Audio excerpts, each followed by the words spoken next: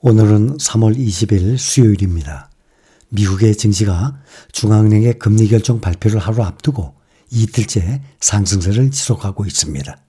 그동안 연일 치솟던 국제금리가 다시 뚝 떨어지면서 투자 심리가 다시 살아났습니다.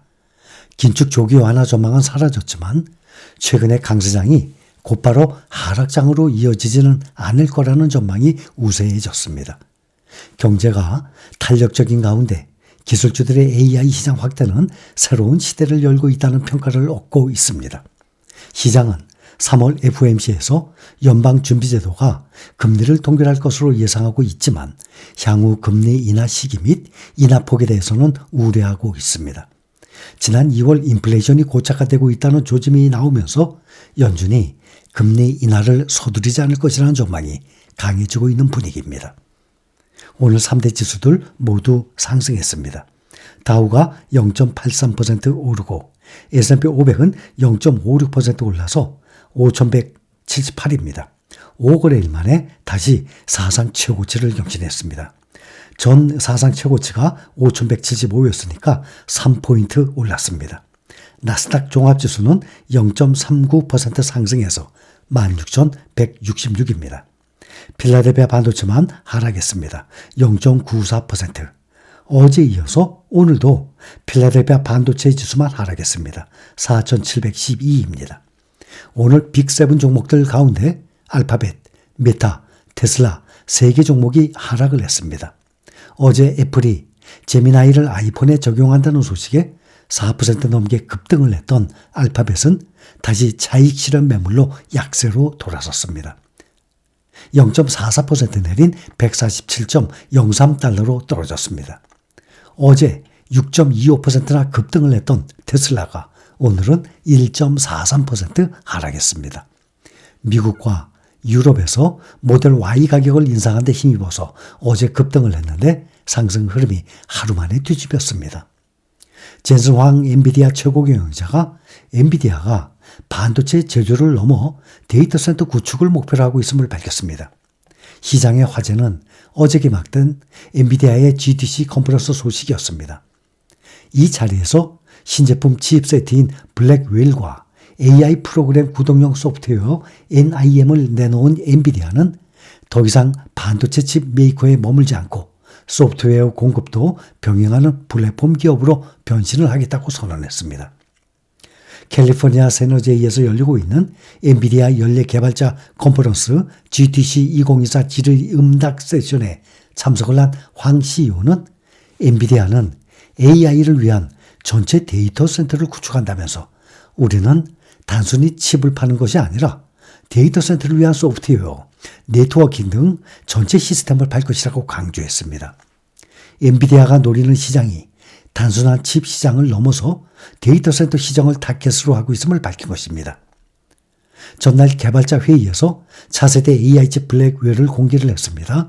기존 H100 성능을 뛰어넘는 차세대 칩으로 역사상 가장 성공적인 제품이 될 것이라고 자신을 했는데 오늘 오전의 주가는 차익 실현 매물 등의 2% 이상을 하락을 했다가 오후에는 반전해서 다시 1% 상승한 상태로 마감했습니다.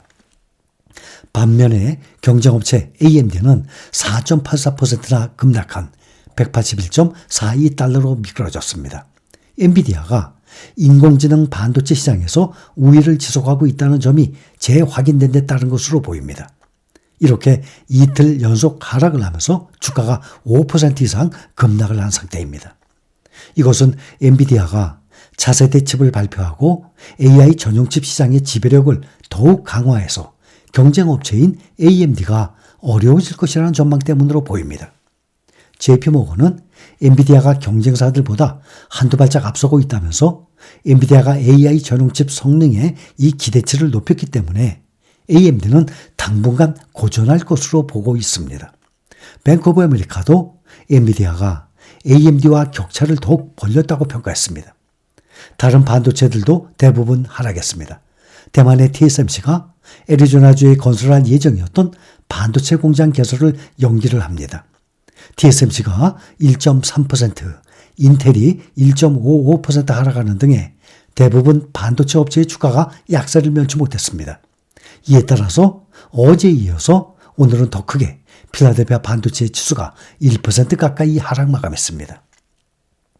미국의 데이터 서버 제조업체 슈퍼마이크로 컴퓨터 주가가 S&P 500 지수 편입 첫날 어제 6.38% 급락을 했습니다. 그 후에 오늘은 9%더 크게 추가 하락했습니다. 어제와 오늘 S&P 500 종목 중 최대 낙폭을 보이고 있습니다. 최근 급등에 따른 차익 실현 압박이 커지면서 일부 상승분을 반납한 것으로 분석이 되고 있습니다. 장중 최고치였던 1198달러를 기록한 후 4거래일 연속 떨어지고 있습니다. 인공지능 서버 제조업체 슈퍼마이크로 컴퓨터가 보통주 20억 달러 규모의 주식을 공모한다는 소식에 8.96% 급락을 했습니다. 전체 발행 주식 규모의 3.6%에 해당하는 200만 주를 공모한다고 발표했습니다. 이에 따라서 총 발행 주식은 5,860만 주로 늘어나게 됩니다. 자사주 매입을 하면서 주식시장이 줄어든 효과와는 반대로 주식이 늘면 기존 주식의 가치는 그만큼 떨어질 수밖에 없는 것입니다. 이에 따라서 오늘 주가가 폭락한 것으로 보입니다. 슈퍼마이크로 컴퓨터는 공모 자금을 영업활동 지원에 쓸 예정이라면서 재고 구매, 제조 능력 확대, 연구개발 등에 활용할 계획이라고 밝혔습니다. 슈퍼마이크로 주가가 S&P 500 지수 편입 첫날부터 급락한 데 대해서 시장에서는 급등세에 따른 조정이라고 평가하고 있습니다. 최근에 슈퍼마이크로가 인공지능 최대 수혜주로 꼽힌 엔비디아보다도 가파르게 올랐기 때문입니다. 엔비디아는 지난 1년 동안 245% 상승했습니다. 반면에 슈퍼마이크로는 3배 이상 같은 기간에 825%나 뛰어 올랐습니다.